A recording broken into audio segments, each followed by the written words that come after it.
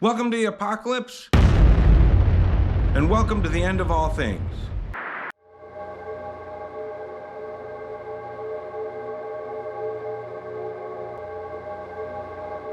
If you're like me, you love post-apocalyptic movies, and you like to think you might be a survivor in one of those post-apocalyptic worlds.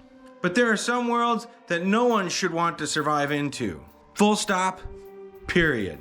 From twisted humanity to just absolutely no hope at all, here are the top 5 worlds where you wouldn't want to end up a survivor. For each of these, in a few words or less, I'll describe why you wouldn't want to be a survivor in this world. And then I'll go on to describe in more detail what that means. So, let's get on with the list. Number 1, the divide. The only word I can really use to describe the divide is psychotic.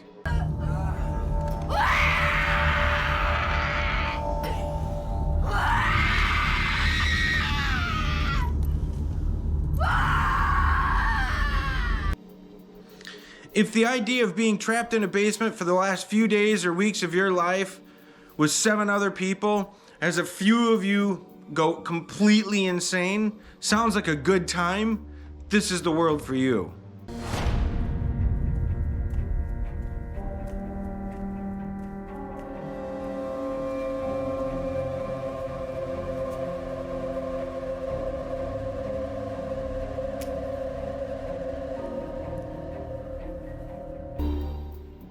This movie got panned pretty hard because of the depravity that the characters sink into.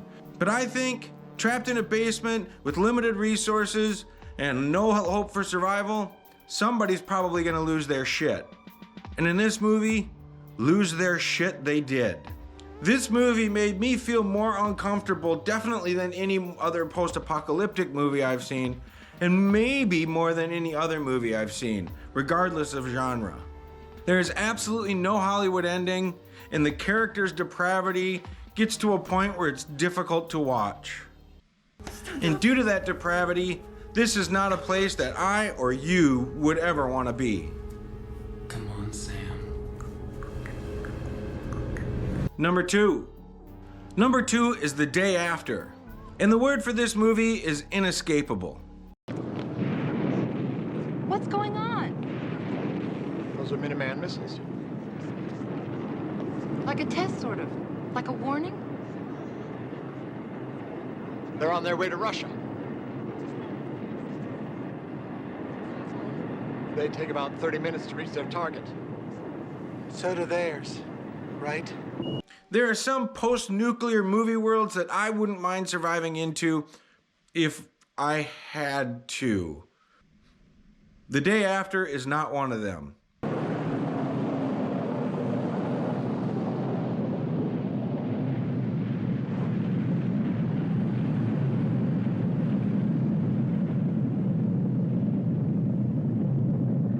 This 1983 movie was extremely influential, to the point where the US House of Representatives passed a resolution urging ABC and some of the intelligence agencies to find a way to allow Soviet citizens to watch this film. Following a handful of families in the build-up and the aftermath of a nuclear strike, this movie really drives home the devastation and the inescapability of a demise in a post-nuclear world.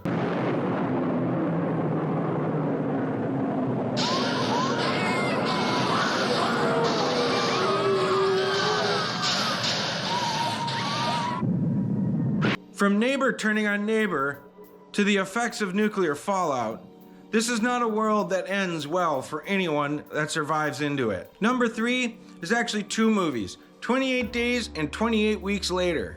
There are 3 words that sum up these movies, and I hardly need to expound upon them. Fast fucking zombies. Running from the infected. Jack Hanna. It's our time. Forget the Jack. Just lift everyone. Grab hold. While zombies might be a slight misnomer when it comes to this movie, because in this world, they describe people as being infected with something called rage. I mean, look at that thing though. That's a zombie, right? So for the purposes of this list, these are zombies. Another thing that makes this world terrifying and why you wouldn't want to survive into it is just the complete inability to control and handle the situation, to get this infection under control. Well, at the end of the first movie, it appears to be more Hollywood-like, and that there's a hopefulness that goes on. Sneaky source this time. By the end of the second movie, that's completely destroyed. So I think this world, the soundtrack, and everything about it really paints a future that is bleak, one that you aren't gonna get very far in, and because of that, this is a world into which you wouldn't want to survive. Number 4. Number 4 is The Road. The word for this movie is gray.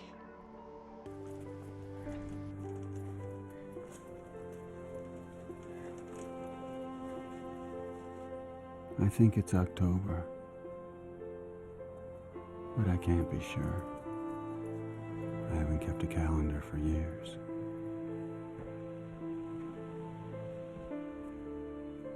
This is probably one of the most bleak movies on this list.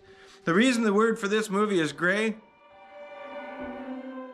from lack of food to desperate people and just the depressing grayness, this is not a world you'd want to be in. I think this movie really sets up that old adage, hope for the best, expect the worst.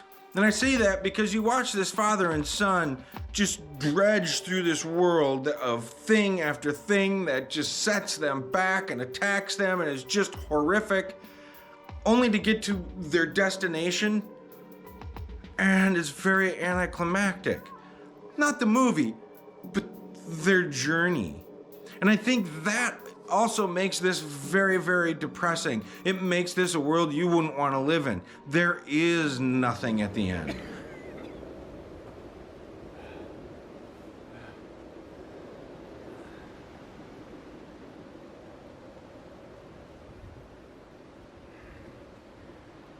I'm sorry it's not blue. There is nowhere to go. And that's what really makes this movie terrifying. Given that your vicarious experience of this world is either through the lens of the father or through the lens of the son, neither one offers anything that would make it hopeful or make you want to survive into this world. The father, who has the ability to look back and see the world as it was,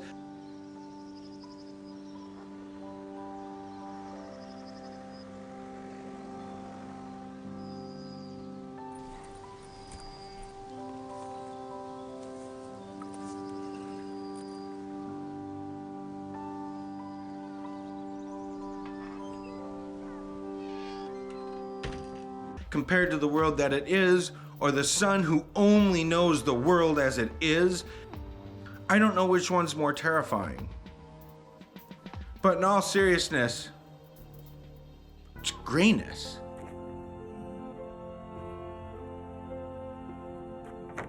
Sometimes I tell the boy old stories of courage and justice. And number 5, On the Beach from 1959. There's a strange sort of serenity or peacefulness that comes with watching people come to terms with the fact that they're gonna die. You like that? Settles the stomach. I had a lot to drink. I had a lot to drink. And Julian had a lot to drink. Julian and I are the town drunks. What are you trying to forget? Well, it's a damn silly question if I ever heard one. This movie is set in the late 50s, post-nuclear war, where nuclear fallout essentially is already killing them. And they know it. And they're the last few survivors. And they're essentially just living out their last few days, which is terrifying. And that's what makes this a world I wouldn't want to be a survivor in, and neither should you. No one's surviving in this world. From the images of domesticity at the beginning of the movie,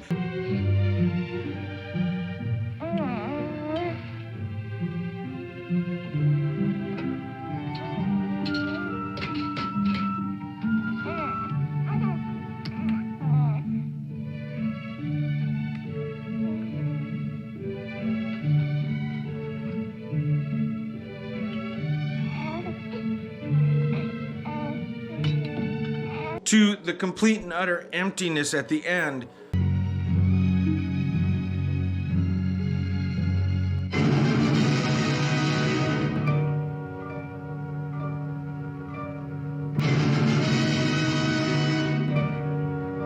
This is a world that no one's gonna survive in, and it would be absolutely horrific to be part of.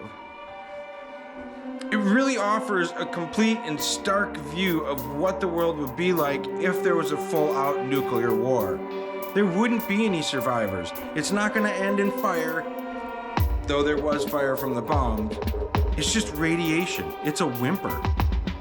It's people just kind of go off to die. It's a very stark and very dark viewpoint on the end of the world, and not a world I'd want to live in. So there we go. Those are 5 post-apocalyptic worlds you wouldn't want to be in when the end comes, and neither would I. Let me know in the comments if you agree or disagree with this list, and if you disagree, what would you put on the list and why? Thanks for watching, and until next time, see you in the wasteland.